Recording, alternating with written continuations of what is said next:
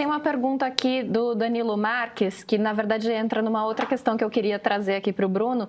Ele menciona os dados que você trouxe, Pedro, da pesquisa Quest, e ele diz, diante disso surge uma questão: quais seriam os principais empecilhos para a instalação de um sistema único de segurança pública, que é um dos pontos dessa PEC que está tramitando no Congresso devagar, mas agora está? Como é que você vê isso, Bruno? Esse sistema único poderia melhorar, poderia ajudar pelo menos no controle das fronteiras, por exemplo? O que isso mudaria na política de segurança pública no Brasil? Eu acho importantíssima a iniciativa do Lewandowski. Eu acho que o SUSP precisa ser regulamentado, transformado num algo que esteja no arcabouço institucional brasileiro. Eu acho que ele ajudaria a organizar os financiamentos e a forma como viria o dinheiro para você ter um trabalho de liderança a partir da União. Então, assim, essa PEC, de alguma maneira, assume finalmente a questão da liderança da União, padronizando dados, padronizando informações, boletins de ocorrência semelhantes, compartilhamento de informações. Tudo isso seria possível a partir do SUSP e a partir do financiamento estabelecido nas leis.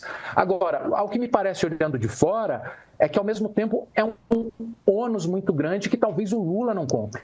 E essa me parece um pouco o problema, né? Você não consegue convencer um presidente a trazer essa bomba para o seu colo.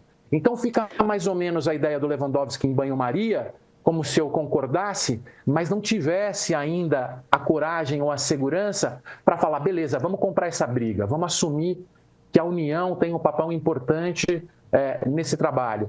Além do que, você tem os governadores na luta política meio que sabotando essa iniciativa, falando, não, o meu estado sabe o que fazer, o meu estado é melhor, e começa a jogar politicamente e sabotar a iniciativa do governo federal, que finalmente está tentando botar essa pauta na esfera pública, né? Com todos esses problemas. Eu acho que, olhando de fora, sim, eu vejo fundamental a PEC de segurança. Eu acho que o governo ainda não tem coragem de encampar essa iniciativa. Os governadores estão, de alguma forma, sabotando na luta política, alguns governadores de oposição e tal, mas eu acho que a gente, como Brasil, como país, é um passo importante, porque o crime se nacionalizou, o crime dialoga entre si e se internacionalizou.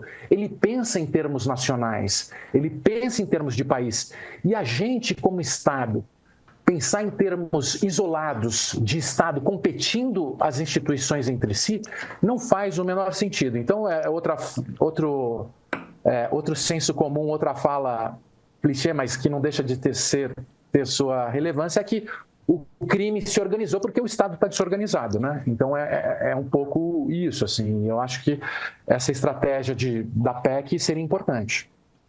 Agora, Bruno, te ouvindo, eu tinha pensado exatamente sobre os governadores, quando o Pedro estava falando no começo do programa dessa pesquisa da Quest. Os governadores resistem a uma nacionalização da pauta, porque para eles é muito vantajoso se você olha justamente a percepção das pessoas.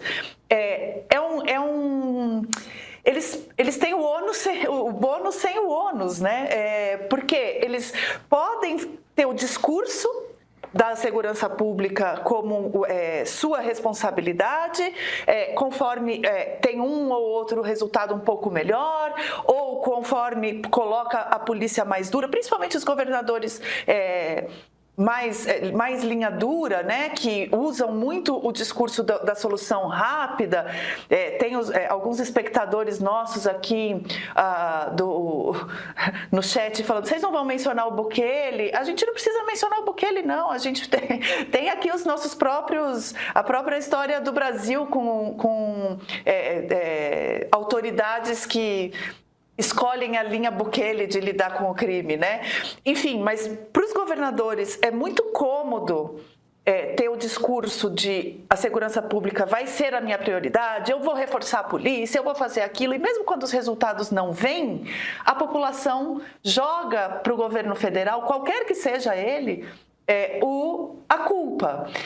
Quando o governo federal se apresenta para falar assim, não, então tá bom, então agora queremos minimamente, veja que a PEC não tira do governo estadual totalmente a responsabilidade, ela propõe que o governo federal tenha mais autonomia para propor diretrizes dessa política pública de segurança, né? E mesmo assim, os governadores falam, não, aí não quero. E aí fica essa briga. Muito vantajosa para os governadores. Eu acho que você tem razão no teu diagnóstico de que falta coragem para o governo Lula de assumir essa pauta com mais força, embora seja o seu ministro propondo isso, mas eu concordo que falta o peso do Lula falando, né? Mais. Agora, é uma incapacidade histórica da esquerda de defender essa pauta, né? De apresentar soluções mais pragmáticas nessa pauta, né? Eu queria que você avaliasse um pouco também essa história, porque eu me lembro de estar em Brasília, lá em 2012, entrevistando secretária nacional de Segurança Pública e tal, e perguntando sobre um sistema único de segurança pública, e ela falando da imensa dificuldade e do esforço e do quanto o Congresso não embarcava nessa pauta e não sei o quê, mas isso são quase 15 anos atrás. Enfim, já tinha tido 10 anos de governo Lula e ainda teriam alguns anos de governo Dilma e a coisa não andou. E a gente está aqui com mais 2 anos de governo Lula e a coisa não anda. Então, queria te ouvir um pouco sobre a esquerda. Por exemplo, tem o caso o passivo, né, da Bahia, né, que politicamente pega muito mal e tudo mais, mas também sobre o Congresso, né, sobre como as forças conservadoras do Congresso também não deixam qualquer pauta da segurança pública avançar, né, que não seja só endurecer. Não, você tem razão, Flávio. Eu acho que tem um contexto histórico aí, né? Porque até 1940, 1950, 1960, a gente era basicamente um país rural que viveu um processo de urbanização muito rápido, principalmente a partir dos anos 60 e 70, né? Que as cidades vão encher e as questões de segurança e a criminalidade vai se tornar uma pauta nacional a partir desse processo de urbanização intenso, que começa dos anos 60 em diante.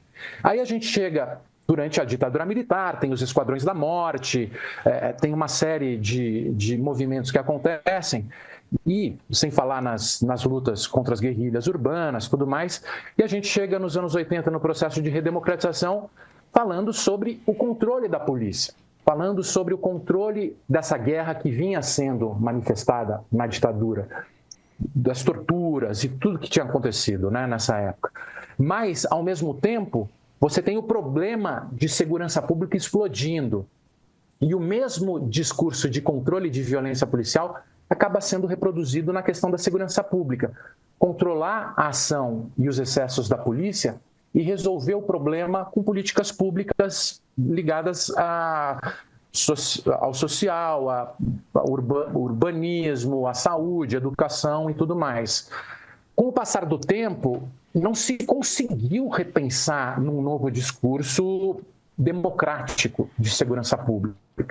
E quem ficou com o discurso da segurança pública foi a direita com o discurso da guerra. O discurso da guerra ao crime. Vamos usar a violência para produzir obediência. Então, isso dialoga com o senso comum do brasileiro, que é o seguinte: a violência ela produz ordem, ela produz obediência. Não é que a pessoa defenda a violência, ela acha que a violência ensina para as pessoas a respeitar a lei, ou você extermina um bandido, você limpa a sociedade de alguém muito perigoso e você fica mais seguro com isso. As pessoas associam a violência com algo positivo. Isso vai produzindo ciclos de violência e a desordem vai aumentando.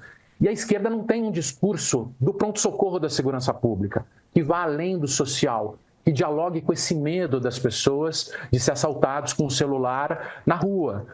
E isso é algo que é um desafio imenso. A gente viu a Bahia, a gente viu o Ceará, a gente vê governadores de esquerda, quando assumem o poder, eles reproduzem o discurso da direita, o discurso da guerra ao crime e o discurso da violência como produtora de ordem. É esse o desafio. Eu acho que tem que ter um discurso progressista que dialogue com o medo das pessoas.